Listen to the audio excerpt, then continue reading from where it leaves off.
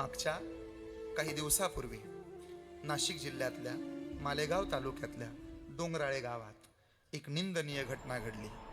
3.5-4 वर्षाची लेक आहे। लेकीचा जन्म झाला, बापानं गावभर बर्फी वाटली। माळकरी बाप आहे, गाईचा सांभाळ करणारा बाप आहे।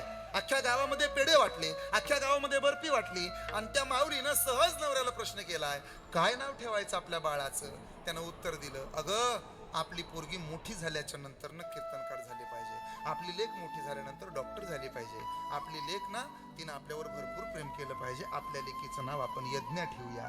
लहानशा बाळाचं नामकरण झालं, यज्ञा नाव ठेवलं। तिला अत्याचार कशाला म्हणतात माहित नाही, तिला अन्याय कशा सोबत खातात माहित नाही, तिला लोकांची चांगली वाईट नजर कळत नाही, तिला नाही माहित जग किती बेकार आहे, तिला नाही माहित वाईट नजर कशाला म्हणायचं। अशा 3.5-4 वर्षाच्या लेकीवर अत्याचार झाला। गेल्या 3.5-4 दिवसांपासून महाराष्ट्र पेटून उठला आहे। न्याय मिळाला पाहिजे, न्याय मिळाला पाहिजे, न्याय मिळणार आहे।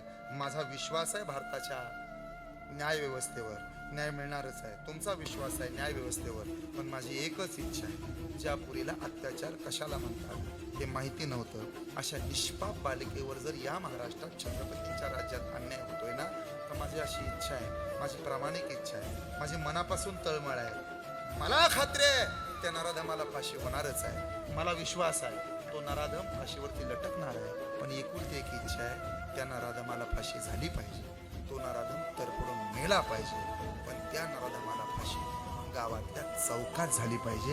आणि महाराष्ट्रातल्या प्रत्येकाला या फाशीच्या सोहळ्यासाठी आमंत्रण दिलं पाहिजे। महाराष्ट्रातल्या वेदनेनं तरपळणारा तळमळणारा प्रत्येक तरुण, प्रत्येक बांधव तिथे उपस्थित राहायला पाहिजे। आणि तरफडून तो अत्याचारी मनुष्य आपल्या समोर मेला पाहिजे।